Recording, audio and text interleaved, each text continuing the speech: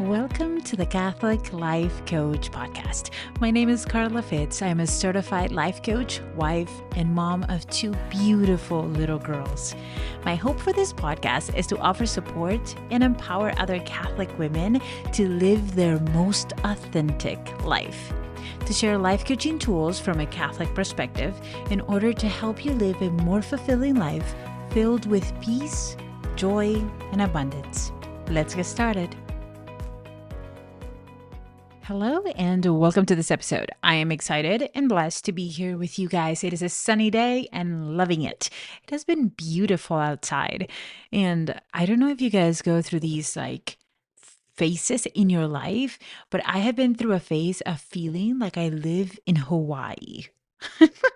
And that sounds weird because I don't. I live in Nebraska in the middle of absolutely nowhere and there's no sea at all around me. But yet, my heart feels so lit up that I feel like I'm in Hawaii. I just keep I keep listening to this music and just lifting myself up and wanting to dress up light. And it is getting warm in Nebraska, which I'm so excited for. But we have no ocean close to me. I do have to also share that I'm originally from Venezuela. And for me, I used to have the ocean just 30 to 40 minutes away, which was a beautiful blessing as I was growing up. But that is no longer the case. I still love where I live, but I do miss it. And my heart has been in this phase or in this era of my life where I just feel so uplifted and so joyful and so excited for what's to come and also for what's going on in my life right now that it's it feels like Hawaii. That's what it feels like to me. It feels very light, airy, breezy, beachy, beautiful. Also, I feel like I should share that I have never been to Hawaii, so it is a little weird, but that's how I feel. Anyhow, does this have a point? Yes, it has a point, and I'm so excited for sharing this with you guys and what has been going on and what I have learned in the past couple of weeks, especially this past week, and share all of that with you guys. It's gonna be fun. This episode is all about how we are seeing our life, how we are perceiving our life, because it has been a work of progress for years to shift my perspective on how I see my life. But as I go into a new identity, as I grow my business, and as I start new things, as I try new things, I am growing. Each one of those new things is causing me to become a new version. And the same thing happens to you when you guys are setting new goals, new dreams, new adventures, new desires. Whatever your heart is desiring, that is something that God has placed in your heart. That is something that I fully, fully believe, and you will hear me say over and over and over again. Because I think for a very long time, I believe that our desires were either selfish or not well guided. And as I have grown up, I have seen how much of my desires come from Him.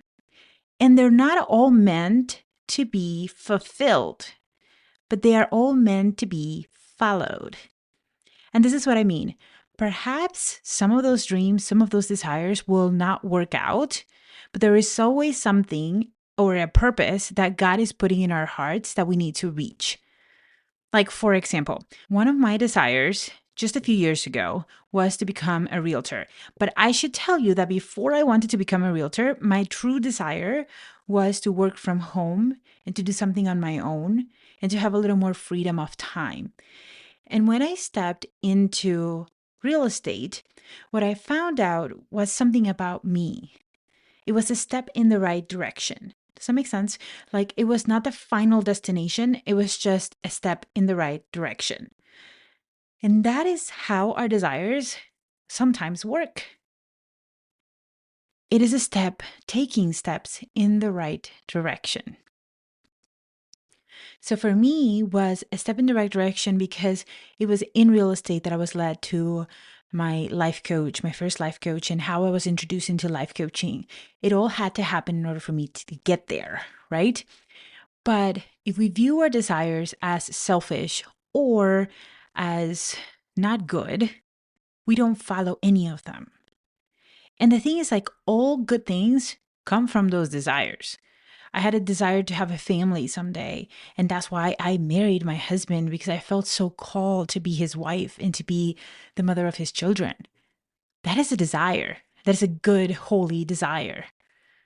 But I think sometimes when we have a desire that has to do with our business, we judge it. We say, oh, well, it's, I want to make, I want to do this thing or grow this thing or make this money, but I don't know that that's good. And what we're doing is judging our desire that has been put there by God. He has a purpose, a bigger purpose than we could ever imagine. Because for me, the desire originally was I want to do something for myself. I want to do something from home, have freedom of time, have freedom of space. And what actually happened is that my work is touching other people's life, just like my coach's work has impacted mine. And I am so thankful for their work. And I am so looking forward to see what your people are going to be touched because of you, how they are going to be touched. It is not our job to know the final destination. It's just our job to enjoy the ride and to say yes to the journey. And that's why I wanted to go today into how our perspectives matter. The truth is that from here until our goal is met, or it's a reality, we are going to have to process some things. We are going to have to overcome some thoughts. We are going to have to feel some emotions. We are going to have to ditch some beliefs that we have about ourselves that are not productive, that are not helping us. And in that journey, we can see our life as failing or as a failure, or we can see it as a success, as winning, as making progress. And that perspective, that lens through which you see your life matters. Because this is a journey, right? No matter where we are headed, no matter the desire, no matter the dream, we are becoming a different person. And God is utilizing this journey to help us grow.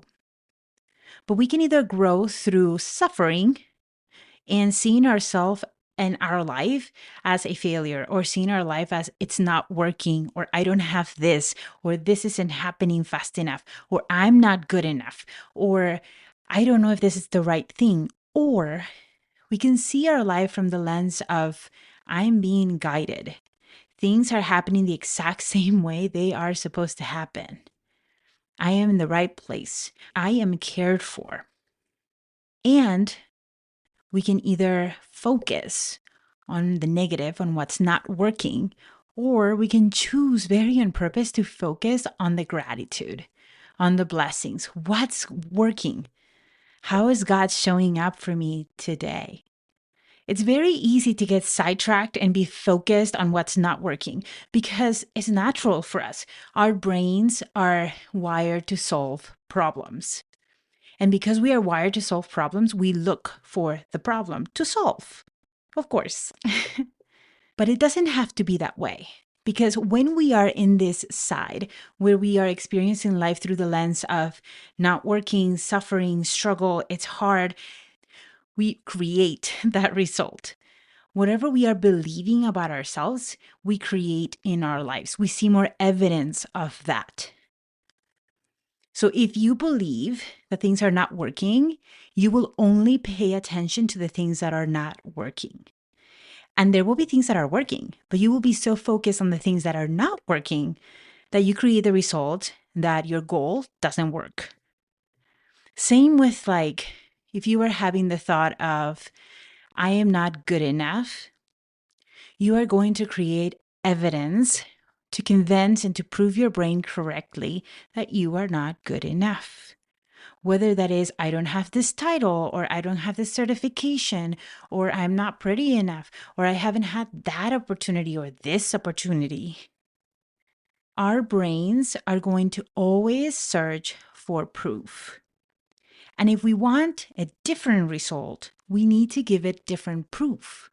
If we continue to focus on what we don't have or on the negative or believing the unconscious thoughts that we have all day long of not being good enough, of things not working, of not being happy, of why this is terrible, we will find evidence for that and create the result that causes our life to continue to feel terrible. But if, on the other hand, we choose to focus very on purpose, on gratitude, on what is working, our brains go into this place of joy with or without the result. Because here's the thing, you have proof now that you can feel happy, that you can feel gratitude. And sometimes it's as small as having a roof over our heads. This past week, I went through the season. For a few days, I was very stuck on just things are not where I wanted them to be. I wanted to be able to walk around the block in peace. But instead, what I'm experiencing is that when I walk for a certain amount of time, and it's not very long for the record, my nerves get pinched in my legs and it hurts and it's painful and it's frustrating because I worked so hard to lose the weight in order to have a healthier pregnancy, in order to move more. And because of this pain, I'm not able to move as much as I imagined I would. And I was so focused on what wasn't working that I was missing what was. And in that moment when I realized, hold on, I have an option here. I can choose to focus and to be in gratitude. And so I started making a list and thinking of how are things better now than they were 5 years ago after giving birth to my second, being almost 300 pounds. For one, I am a lot lighter. And then on top of that, I have this business that I love, that I get to be home with my girls. And I was loving seeing them outside doing their homework and sitting with them and reading and praying and being able to be in my holy hour. There are so many things that I am so incredibly thankful for. And I love seeing God's hands and goodness in all of this because 5 years ago, I was working full time. I was at a job that required me to walk all day long. And now I'm able to go for walks, but rest because my body needs it. And here's the thing, I was choosing to see my circumstance as a problem, as a disempowering thing. I felt very out of control. I felt very powerless. Like I couldn't move. My brain was convincing itself that I was unhealthy, that I was not moving, that I was not good enough. All of these thoughts that are just simply not true. And that is why we need to remember that we have this authority that God gave us over our thinking. Because we have a choice on whether we want to view our lives from gratitude or from pain. If we want to view our life from the perspective of things that are not working or from the perspective of the things that are. Both of them will cause you to feel in a completely different way. Because this past week was a switch. All of a sudden, I started recognizing the proof. How have I become a new person? How can I handle this pain that I am feeling today in a much more empowered way? And ever since I realized that, it's been like I'm walking more and I'm in pain, you guys. The circumstance did not change. I'm still going for my short walks, loving the view, loving the fresh air, loving the sounds, loving the movement, and suffering the pain. The pain didn't go away, but my perspective of life shifted. And it is incredible how powerful it is to choose where to focus your attention, to choose to believe something different about yourself, to choose to see the blessing in disguise. Your circumstance may not change right away, but you can still enjoy the progress, the process, the journey, because you are not alone. And I always say that you're not alone. God is walking with you. And we have this insane power in our brains to see our life in a new, beautiful perspective. I also want to encourage you to not judge yourself if you are doing this. If you are focused on the negative, do not judge yourselves. This is the only way we are going to learn is by making this mistake. We all go through this. This is very human. This is very normal. But knowing that you have a choice is freeing. So this week, practice recognizing where you are seeing your life from the perspective of negativity rather than blessing. And if you are seeing your life in a negative way, then make a list of the things that are going well.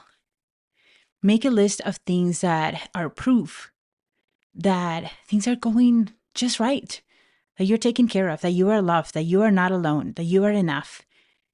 What makes you happy about your life today? And utilize that joy to carry you the rest of your journey. This is a practice that we will do daily. And if you guys want support in this, I am here for you always. It's always so much fun to have your coach walking with you and helping you to process thoughts and emotions as you are growing, as you are developing into this new, beautiful version of you. But this week, be kind to your heart, to your mind, to your emotions. Check in. Where am I seeing my life from a negative perspective? And how do I want to see it? How do I rather view this life that God has given me? How do I rather live it from today? Never mind the past, but how are you viewing your life from today onward? It's powerful. And I hope you put it into practice, and I would love to hear from you, see if this helped and how this is going to affect your life. It's so much fun. Anyhow, I'm sending you all so much love. I hope you have a fantastic week. And until next time, God bless. If you are ready to reach your goals with more love, ease, and joy, then this is the perfect time. I will help you overcome the limiting beliefs that are keeping you stuck. And I will help you process and embrace all of your emotions and use them to empower you instead of using them against you. It is powerful, and I have opened up just a few spots to join me in a one-on-one coaching setting. This setting is phenomenal. You get so much support, so much encouragement, and I walk with you each step of the way. It's gonna be so much fun.